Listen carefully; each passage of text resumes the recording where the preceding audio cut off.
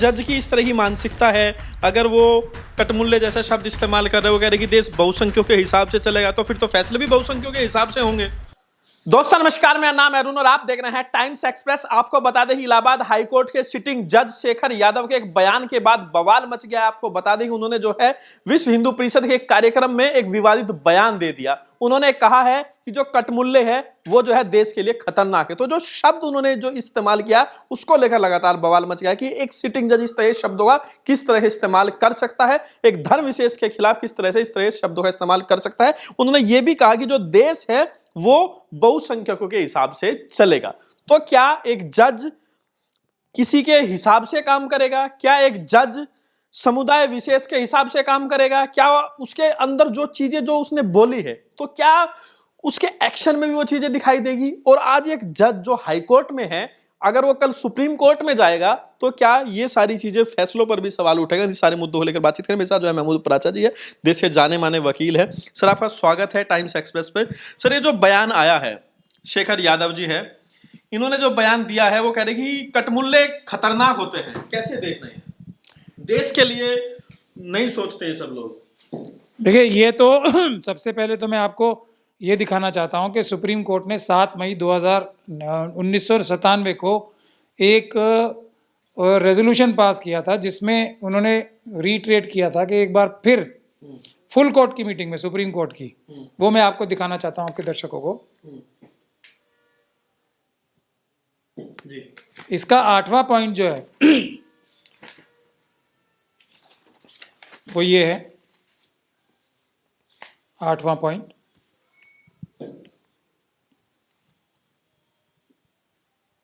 पढ़ के बता दें। ये कहता है अ जज shall not enter into public debate or express his view in public on political matters or on matters that are pending or are likely to arise for a judicial determination. इसका एक और है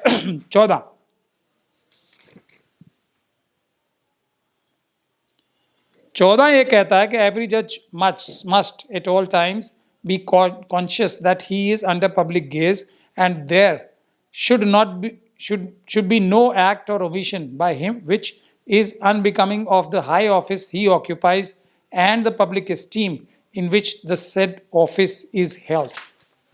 तो ये जो है, सबसे पहली बात तो आपको ये देखनी है कि इस हिसाब से देखा जाए तो इन जो ये रेजोल्यूशन फुल कोर्ट ने सुप्रीम कोर्ट की पास किया उसी का उल्लंघन कर रहे हैं। तो ये तो जज लायक या जज लाइक या जज जैसी इनमें तो क्वालिटी सुप्रीम कोर्ट की फुल कोर्ट की रेजोल्यूशन के ही अंदर बताती है कि नहीं है। इन्होंने उसी का उल्लंघन कर दिया। अब ये तो हो गई किसी भी प्लेटफॉर्म पे जाके बात करने का। अब किस प्लेटफॉर्म पे गए मैं वो बताता हूँ आपको। ये गए विश्व हिंदू परिषद और जो आरएसएस का ही एक विंग है, और जो बजरंग दल भी जो है वो भी विश्व हिंदू परिषद का यूथ विंग है। आरामबाई तेंगुल मेती लेपुन जो इस वक्त मणिपुर में आरएसएस के जो संगठन है दो जो आतंकवादी घटनाओं को अंजाम दे रहे हैं, उनके भी ये पेरेंट बॉडी है विश्व हिंदू परिषद। एक ऐसी संस्था के प्रोग्राम में ये गए, उसी बात की वजह से इनको जजशिप से हटा देना चाहिए, ऐसा प्रावधान है। Chief justice of Allahabad high court को इनके खिलाफ एडमिनिस्ट्रेटिव साइड पे, चीफ जस्टिस ऑफ इंडिया को इनके खिलाफ एडमिनिस्ट्रेटिव इंक्वायरी करके इनको हटा देने का काम करना चाहिए। जो शेखर यादव जो जज है, उनका एक पहले भी एक फैसले को लेकर भी सवाल उठाया था, जो उन्होंने गाय को जो है राष्ट्र माता घोषित करने को लेकर भी एक फैसला आया था, उसको लेकर भी। देखिए, कोई भी वो फैसला करें, उसका कानूनी रूप से उसको चैलेंज करके उसको हटाने का या उसको खत्म करने का प्रावधान है। अब वो फैसला करें, अच्छा करें बुरा करें, उसका क्रिटिसिज्म हो सकता है, लेकिन ये जो इन्होंने कृत्य किया है ये तो अपने आप जज रहते हुए किया है, इसलिए हम उसकी निंदा कर रहे हैं। और ये भी कह रहे हैं कि सुप्रीम कोर्ट के चीफ जस्टिस साहब को और हाई कोर्ट के चीफ जस्टिस साहब को उनके खिलाफ एडमिनिस्ट्रेटिव इंक्वायरी करके कि किस साजिश के तहत वो जाके ऐसे संगठन के मंच से बोल रहे थे जिसपे आतंकवादी घटनाओं को अंजाम देने के इल्जाम एक बार नहीं बार बार दर्जनों बार लगे, जिसके पेरेंट बॉडी को सरदार वल्लभ भाई पटेल ने, पहले जो देश के होम मिनिस्टर थे, उन्होंने बैन किया था इसे। तो ऐसी संस्था में जाके उनको किस टर्म्स एंड किस कंडीशन पे बोले? क्या वो बिल्कुल निष्पक्ष होकर गए? क्या कोई उनके ऊपर लालच था? क्या क्यों उनके ऊपर दबाव था? ये सबकी इंक्वायरी होनी चाहिए। लेकिन सर सवाल तो ये उठा ना, अगर जज की इस तरह की मानसिकता है, अगर वो कटमुल्ले जैसा शब्द इस्तेमाल कर रहे हो, कह रहे कि देश बहुसंख्यों के हिसाब से चलेगा, तो फिर तो फैसले भी बहुसंख्यों के हिसाब से होंगे। हाँ, तो फिर तो जिस दिन SC ST OBC और माइनॉरिटीज के लोग सब बहुसंख्यक हैं, 92% है, वो आके ये कहेंगे कि जो मनुवादी मानसिकता के घरों में पैदा हुए हैं उनको हम सबको जेल में डाल देंगे, तो वो तो उचित नहीं होगा ना। बाबा साहब का सवाल ये है, जो उन्होंने जो बयान दिया है अल्प बहुसंख्यों के हिसाब से देश चलेगा, तो क्या फिर जो फैसले हो रहे हैं या फिर वो जो फैसले कर रहे हैं बहुसंख्यों के हिसाब से कर रहे हैं? देखिए, ये सब चीजें ऐसी है ना जो कि जज बनने लायक उनको छोड़ती नहीं है। ये सीधे, जैसे चंद्रचूड़ साहब थे, उन्होंने बताया हमने संविधान के हिसाब से फैसला नहीं किया था, किसी बाहरी शक्ति के हिसाब से फैसला किया था। उसके कहने पे इन्होंने भी बता दिया कि बहुसंख्यकों के हिसाब से देश चलना चाहिए। तो ये लोग जो ये मानसिकता है ना, ये जज बनने लायक है ही नहीं। इनको तुरंत प्रभाव से इस मानसिकता को जुडिशियल सिस्टम से बाहर करने का काम करना चाहिए, क्योंकि फैसले संविधान से होते हैं। अब पार्लियामेंट भी कोई ऐसा कानून नहीं बना सकती जो कि सुप्रीम कोर्ट टेस्ट करके उसको अल्ट्रा वायरस डिक्लेयर ना कर दे। तो संविधान सबसे ऊपर है, बहुसंख्यक ऊपर नहीं है। पार्लियामेंट भी संविधान के नीचे ही है, संविधान के अंतर्गत ही कार्य करती है। अगर पार्लियामेंट कोई कानून बनाती भी है जो संविधान के विरुद्ध होगा, और ऑब्वियसली ये बात तो जग जाहिर है कि पार्लियामेंट तो हमेशा बहुसंख्यक नंबर से ही बनाती है, 272 जिसके ज्यादा नंबर होंगे वो कानून पास करा लेंगे। तब भी सुप्रीम कोर्ट उन कानूनों को निरस्त कर सकती है। इन जज साहब को मुझे नहीं लगता कानून की ज्यादा समझ भी है। तो कैसे बन गए जज फिर?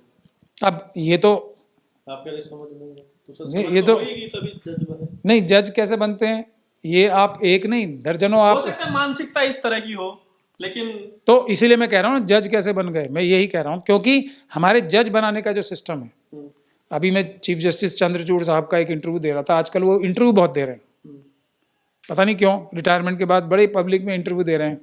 वो मुझसे भी ज़्यादा इंटरव्यू देने की चेष्टा कर रहे हैं आजकल। मेरे पास तो आप लोग आते हो, लेकिन वो तो खुद पता नहीं फ़ोन कर करके शायद लोगों को बोलते हैं, बड़े बड़े ये जो क्रिमिनल मीडिया है ना टीवी की, उस पर इंटरव्यू दे रहे हैं। तो उन्होंने ही बताया मुझे, मतलब दुनिया को बताया मुझे क्या, और मैंने उनसे सीखा ये बात कि जज बनने की तो बड़ी लंबी प्रक्रिया होती है, जिसमें चीफ मिनिस्टर इन्वॉल्व होता है, जिसमें गवर्नर इन्वॉल्व होता है, जिसमें IB इन्वॉल्व होती है, जिसमें पूरी वो जांच की जाती है।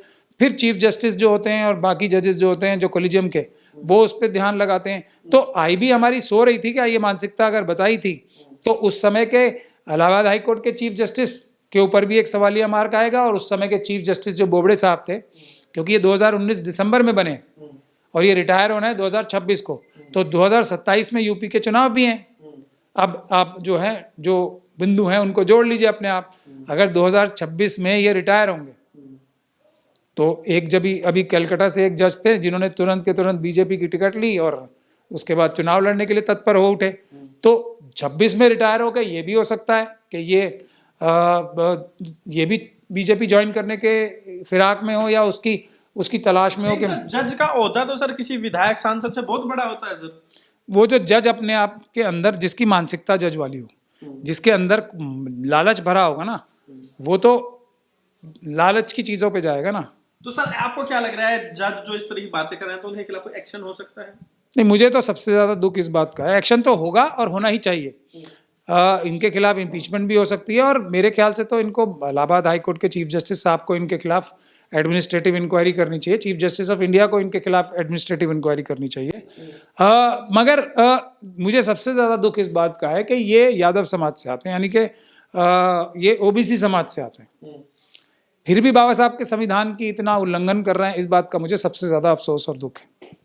तो सर क्या लग रहा है, अगर इस तरह की चीज़ें, अगर जजों की मानसिकता इस, तो क्या सर ये सारी चीज़ें सर फैसलों में भी ये झलक आती है इन सब की? अगर यही जो हाई कोर्ट के जज है वही फिर आगे सुप्रीम कोर्ट में भी जाते हैं सर, तो यही तो इस प्रकार के जो एलिमेंट्स हैं उनको जुडिशरी से बाहर करने के लिए एक बड़ा एक तरीके से वो चलना चाहिए, एक बहुत बड़ा ऑपरेशन होना चाहिए कि ऐसी।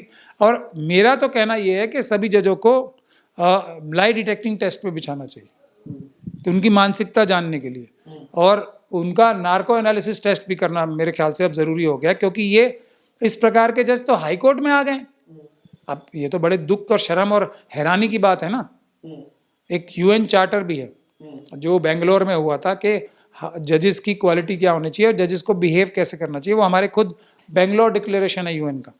तो उसके हिसाब से भी ये तो बिल्कुल ही इन सभी चीज़ों को को कंप्लाई नहीं करते हैं, मतलब ये जज बनने लायक ही नहीं है, मैं ऐसा पूरी जिम्मेदारी के साथ कह सकता हूँ। तो सर आपको क्या लग रहा है अब क्या कुछ होगा इस पूरे मामले में? नहीं होगा तो कुछ नहीं, ये तो अब अगर आंदोलन होगा तो तुरंत हो जाएगा। हर चीज के लिए इस वक्त तो आंदोलन करने की आवश्यकता है। तो अभी उत्तर प्रदेश में देखिए वकीलों के साथ जितना जुल्म हो रहा है और वकीलों की हत्याएं हो रही हैं उत्तर प्रदेश में, तो आप समझ सकते हैं ये क्यों हो रही हैं। जब इस प्रकार के जो मानसिकता के लोग जज बन गए तो वो वकीलों की जो परेशानियां हैं, वकीलों के ऊपर जो अत्याचार हो रहे हैं, उसके बारे में भी कहाँ फैसले दे पाएंगे। ये तो सिर्फ उसी चीज़ के फैसले देंगे जिसमें इनको राजनीतिक लाभ हो रहा है। और जो अच्छे जजेस हैं वो बेचारे अपने आप को घुटन में महसूस कर रहे होंगे, ऐसा मुझे लगता है। इलाहाबाद हाई कोर्ट में भी और देश के सभी हाई कोर्ट्स में जो अच्छे जज हैं वो इस समय बहुत घुटन महसूस कर रहे होंगे इस प्रकार के जो जजमेंट्स पास कर रहे हैं और इस प्रकार की गतिविधियों में सिटिंग जजेस इन्वॉल्व हैं, जिसमें चीफ जस्टिस चंद्रचूड़ साहब ने सबसे बड़ा जो एकदम खराब काम किया था, जो बुरा काम किया था, वो था मोदी जी के साथ अपनी वीडियो बनवाई थी गणेश संतुति करते हुए।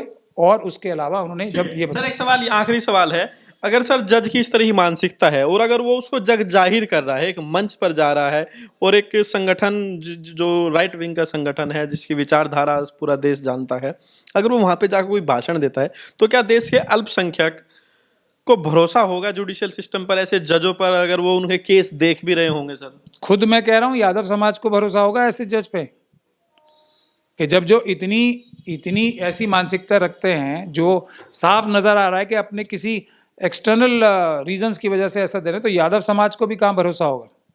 ललई यादव जी के ऊपर सब यादव करते हैं ना, उनका एकदम सम्मान भी करते हैं और उनके ऊपर गर्व करते हैं कि उन्होंने एक ऐसा काम किया जो समाज की बहुत लोग हिम्मत नहीं कर पाते हैं। उन्होंने सच के आधार पे ये काम किया, लालच के आधार पे नहीं किया। उनके लिए तो इतना ज़्यादा उन्हें परेशानियां भी झेलनी पड़ी। यादवों का कैरेक्टर तो ऐसा होना चाहिए, पर अब ये तो अब जज साहब जाने क्या उन्होंने किया है और कैसे किया है। हमें तो अफसोस इसी बात का है कि वो ओबीसी समाज से आते हैं, लेकिन अल्पसंख्यकों की बात नहीं है। देखिए न्याय करने वाला तो न्याय करने वाला होता है, हर चीज को अल्पसंख्यक। अगर आपकी सर मानसिकता इस तरह की है तो मतलब लोग कैसे विश्वास करेंगे? अगर आपकी मानसिकता अल्पसंख्यकों के खिलाफ है तो वो लोग आपको कैसे भरोसा करेंगे? संविधान के खिलाफ है। आप बुनियादी बात नहीं समझ रहे हैं। अल्पसंख्यकों के खिलाफ इसलिए क्योंकि संविधान के खिलाफ है, अपनी शपथ के खिलाफ है, खुद अपने अंतरात्मा के खिलाफ हैं ऐसे व्यक्ति तो, जो अपनी अंतरात्मा को बेचकर इस प्रकार की बातें कुछ छोटे मोटे फायदे के लिए करें। तो जैसा मैंने बताया ना, 2026 में ये रिटायर ही हो रहे हैं। क्या सर आपको लग रहा है देश का जुडिशियल सिस्टम जो है लड़खड़ा रहा है? नहीं, लड़खड़ा नहीं रहा, लंगड़ा रहा है और बहुत ही दयनीय स्थिति में है। इसीलिए 2018 में जो 4 सुप्रीम कोर्ट के सिटिंग जजेस ने जो एक गुहार लगाई थी देश की जनता से, आओ हमारी रक्षा करो, उसमें देश की जनता को अब सुप्रीम कोर्ट और हाई कोर्ट के जजेस की और दूसरे जजेस की, जो डिस्ट्रिक्ट कोर्ट के जजेस हैं, उनकी रक्षा के लिए एकदम तत्पर होना चाहिए। और वकीलों की जिम्मेदारी इसमें सबसे बड़ी है। इसीलिए आप देखिए उत्तर प्रदेश जैसे प्रदेश में और दूसरी जगहों पे वकीलों के ऊपर हमले क्यों हो रहे हैं? इसलिए हो रहे हैं कि ये एक कम्युनिटी ऐसी है जो संविधान बचाने के लिए सबसे आगे खड़ी होगी। इसीलिए वकीलों के ऊपर इतने बार बार हमले जानबूझ के कराए जा रहे हैं। उसका भी एक सवाल ही है, क्योंकि कहा जाता है लोकतंत्र के 4 खंबे होते हैं, 4 पिलर होते हैं। एक मीडिया, वो तो पहले से ही दंडवत है, लेकिन क्या सर जुडिशियल सिस्टम भी अब उसकी भी स्थिति इसी तरह से हो रही है? वो भी अब दंडवत होता जा रहा है, तो 2 पिलर पे कैसे चलेगा? कम से कम 3 पे तो फिर भी चल जाता है। नहीं, देखिए ऐसा नहीं है कि प्रेस जो है वो बिल्कुल ही दंडवत हो गई है। आप लोग नहीं हो, आप ही प्रेस हो। जो ईमानदारी से काम करता है वही पिलर होता है।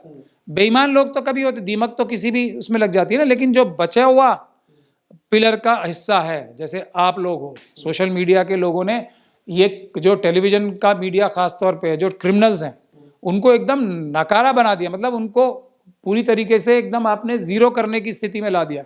उसी प्रकार से जो जुडिशरी में अच्छे जजेस हैं ना, वो ये जो एक तरह से दीमक के रूप में दीमक वाली मानसिकता वाले जजेस आ गए, उनके भी घिनौने और गंदे कामों को संभालने का काम अच्छे जजेस कर रहे हैं। और वो सुप्रीम कोर्ट में भी हैं, हाई कोर्ट में भी हैं, डिस्ट्रिक्ट कोर्ट में भी बहुत ज़्यादा तादाद में है। ऐसा मेरा अपना एक्सपीरियंस है, उन्हीं की वजह से देश के जनता का जितना भी विश्वास जुडिशरी में बाकी है, बावजूद इसके कि चंद्रचूड़ साहब जैसे चीफ जस्टिस ने भी ऐसी हरकतें की हैं जो कि जज लायक नहीं थी। ये सबसे बड़ी जो वो है इसका, जो मैं समझता हूँ, जो लोअर, जो जिसे डिस्ट्रिक्ट कोर्ट में जुडिशरी कहा जाता है, जजेस हैं, उन लोगों ने सबसे ज़्यादा इस वक्त रीढ़ की हड्डी दिखाने का काम किया है और इंसाफ, बराबरी पे चलने का, संविधान पे चलने का काम वो लोग सबसे ज़्यादा कर पा रहे हैं इसमें। हटाया जाएगा जज को?